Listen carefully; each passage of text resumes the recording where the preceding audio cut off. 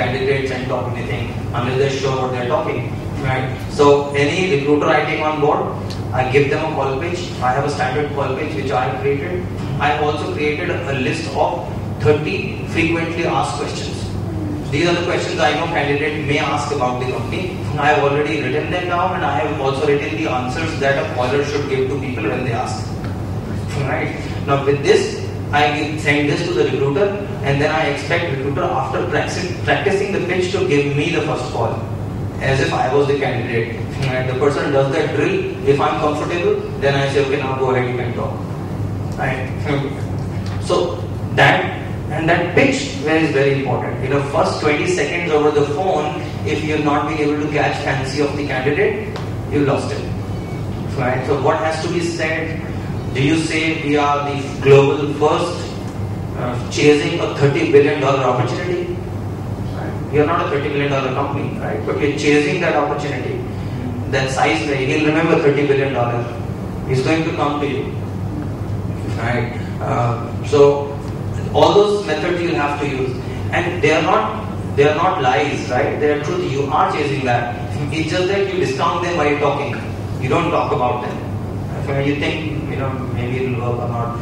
You call in for a job opportunity. He is already doing a job. He doesn't care about another opportunity. Right? Most of the time. He does care at times also. So people you get will be people who are looking for change, who are moving out, that you will be getting in. But somebody who is not looking for change, etc., may not give attention to this. Right?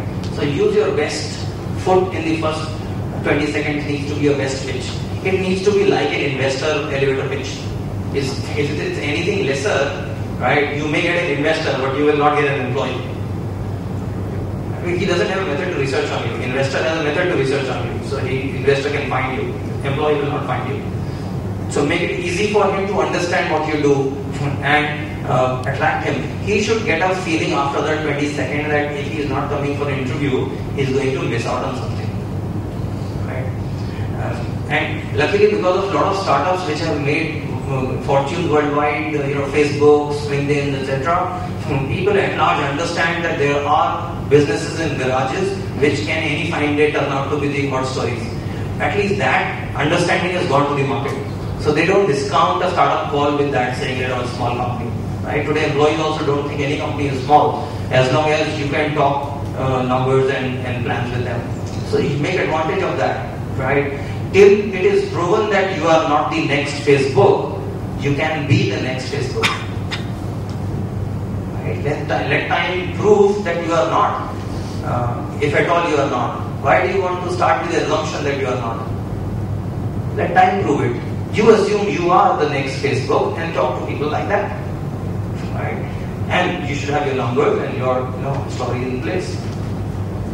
Let the person who walks out keep a feeling that it's his loss.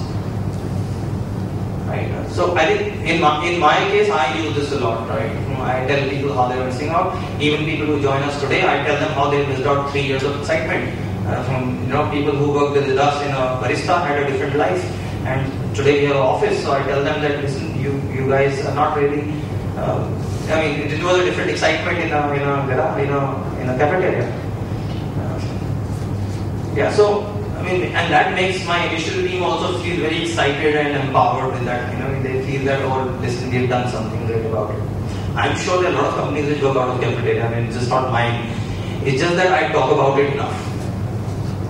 So I think that. So motivations you have to, So I was also talking about at one location where we spoke about, do people always look for bigger brands and bigger companies and winning companies? Do people want guarantees, etc.?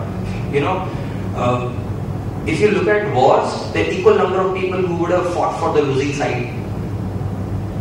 Right? So winning and losing is actually a outcome, which you realize after the journey is almost over, towards the end of journey. Till the time the fight is on, you are an equal winner. Right? So let your people be part of your organization as a winning company, as a potential winning company. Till you lose, you've not lost. Right? So employees don't come inside you thinking that you're small. They come inside you imagining that you will grow big. Right? So these are some of the motivations. What are the trade-offs? Yeah. I just, just one point to make on the last point of yours. To some extent, I disagree on that. Firstly, with my experience, I think it's very, very important. A person, see, when we talk about employees joining startups, there are two kind of people. One who just any employee, right, and the other who's actually looking for getting into startup for very exciting stuff. So the one who's looking for just another job, for him it's the right thing to do. Tell him that it's $30 billion company or potential company, and all the opportunity. But a person who's looking for excitement and startup, I think it's very important to show him the real picture, that this is where we stand. Okay, it's good to tell that the market is just big enough, but it's very, very important to tell this. We might not get there, right? We are doing it, we like it, we enjoy it. So if you really have passion, we can give you a platform where you can explore a lot of stuff about this, and I think then you can do it. So see, my view is, if you don't, it's not about what you tell him. You tell him what you think about. You tell him what drives you, why you are in that business. If you are in the business, so I say $30 billion because I am into this business because it's a $30 billion, and every penny of that is mine.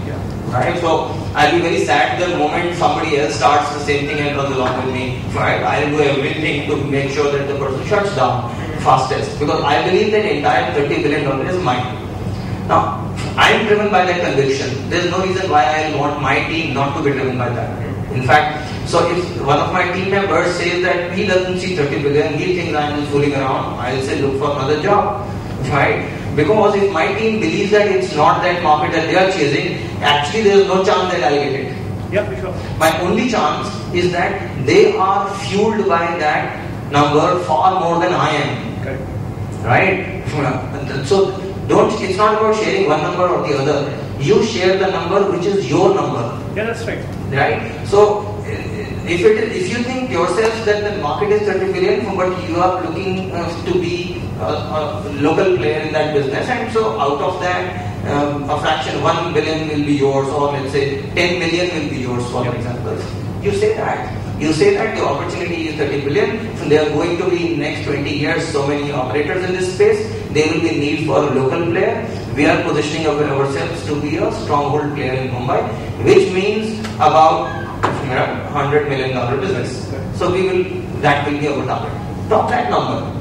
But whatever number you talk, it should be your number. Yeah, correct. Right? So that you are fueling the whole team with the same number. That's all I'm saying. Right? So you don't have to exaggerate, you don't have to do any number except the number which is yours at that moment, and that happens to be the truth for the organization.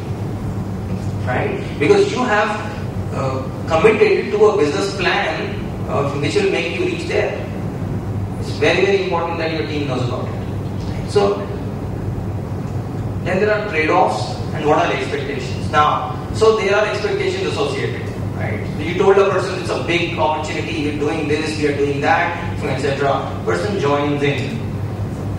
He joins in, and for 1 month he realizes that while you had all that great thoughts, there doesn't seem to be a plan in place at all. Right? He doesn't even see anyone doing reviews. He doesn't see that you are even tracking a number, right, which will tell you which day you have made $30 billion or where are you. And then he feels, lost out. He feels that, that was just a story. So what is also important is, when I say homework, the homework has to be backed up by the content and what you're doing about it. So it's a balance, right? It's not just a story, right? It's also about, are you really serious about making an effort? And talk about number which is your number. If you